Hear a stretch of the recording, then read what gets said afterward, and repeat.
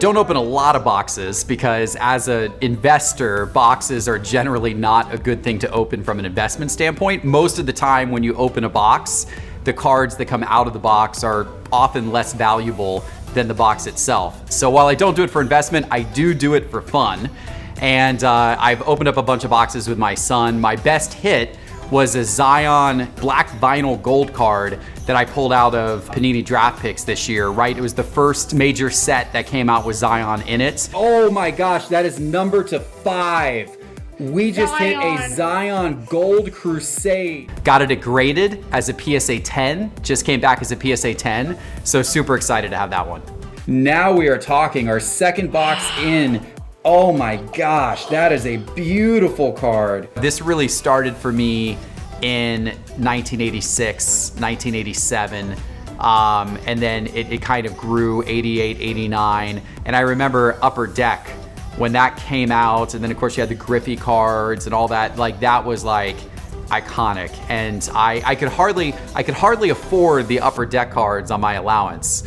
But I would occasionally get, spring for a pack of Upper Deck cards. Most of the time it was like Donruss that I was buying, or sometimes Topps. I was a big collector back in the late 80s, and I very vividly remember, I was in elementary school, and I very vividly remember that whenever I got allowance each week, the first thing I did would hop on my bike and bike about a mile down the road. We had like a corner drugstore there, and they had, baseball card packs for sale. And I would go in, the second I got my allowance, I would pull packs off the shelf and pay for them, and my entire allowance would be gone, within minutes of getting it, because I was buying packs of baseball cards.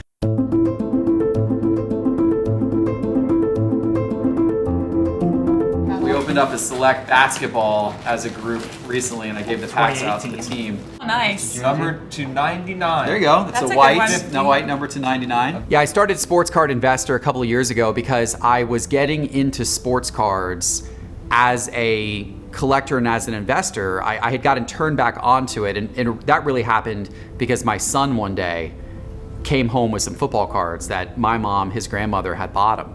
And I was like, oh, football cards. I haven't seen these for years. I was a huge collector as a kid, but I hadn't done it for years and years. And so I started to open these cards with him and talk to him about them and also show him some of my old cards.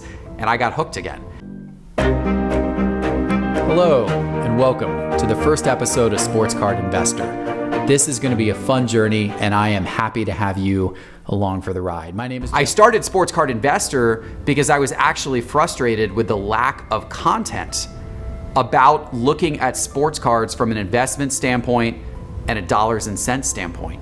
It didn't exist. There was very little of it out there. And so I started it because I wanted to create the content that I myself would like to consume. And I thought that there would be others out there who would want to consume this same type of content, who were thinking the same way that I was thinking. We've been fortunate at Sports Card Investor that because we've had so many people sign up for Market Movers and watch our YouTube channel, that I've been able to now hire a team. And it's awesome because these people are absolutely so in touch with what the market's doing on a day-to-day basis. They help contribute to our content. They help put all of the data in our Market Movers data platform. It's really neat having a whole team of people working with you every day whose whole focus is understanding the movements in the sports card market. The hobby is complicated now for new investors or collectors to get into. There's so many different types of sets, so many different types of variations.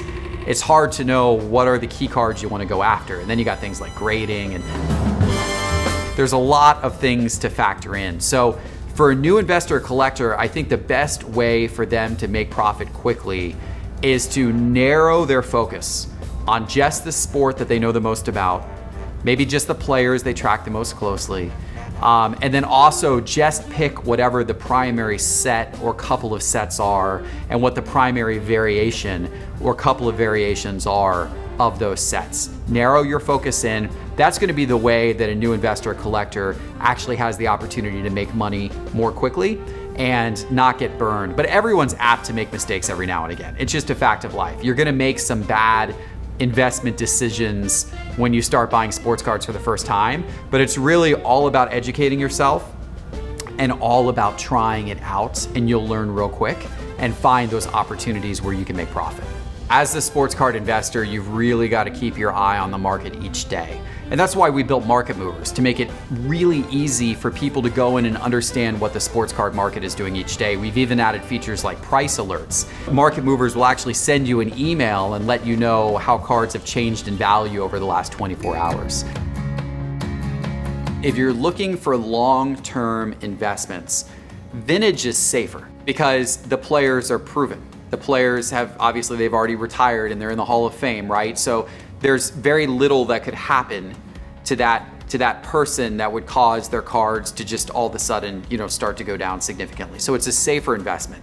If you're into the rush and the thrill of watching the daily price movements and trying to find the next guy before he gets hot in the hobby and get on the early part of a trend, then you're gonna wanna go modern. The rookies and the prospects, those are the guys who are gonna have the most price volatility and have the most opportunity to shoot straight up. But they're also the highest risk.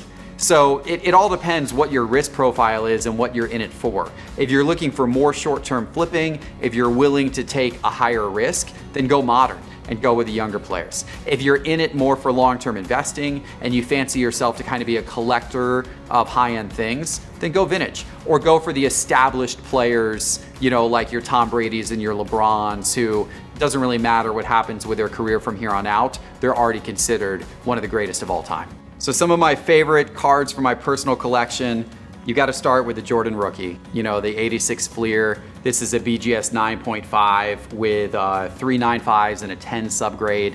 So an awesome condition Fleer Michael Jordan, extremely rare card. Of course, you got to have the LeBron cards if you're a collector. So I've been buying a lot of these. I've had a lot of these for a while and they've gone up incredibly in value. His 2003 Topps Chrome cards, obviously these are just kind of centerpieces of a collection if you're collecting modern basketball cards. I've got his Rookies and Stars Chrome card as well. And I've also been picking up some of his first cards in his Lakers jerseys, like his Prism from this year in silver as well.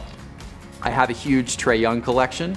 Being here in Atlanta, I like Trae Young both as a collector and as an investor. So I get a little bit of both with Trae Young. So it's full of all kinds of stuff. So we've got gold cards. This card's numbered to 10. This is 2018 Optic gold card, also numbered to 10. That's his National Treasures RPA. His iconic National Treasures rookie card, numbered to 99. Beautiful jersey, beautiful auto. Love that card. One strategy that people sometimes use for investing is they'll buy raw cards, so cards that haven't been graded yet, and they'll look for cards that are in great condition and they'll send them off for grading.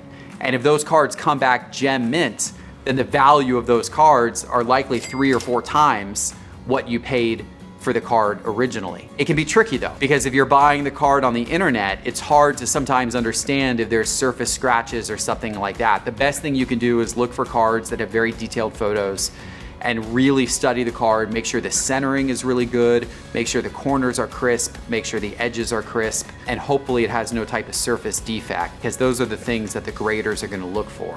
But if you can find those cards that are in perfect condition and send them off, then that can be an opportunity to make money in the hobby. Atlanta foul on it. This first Atlanta Hawks selection.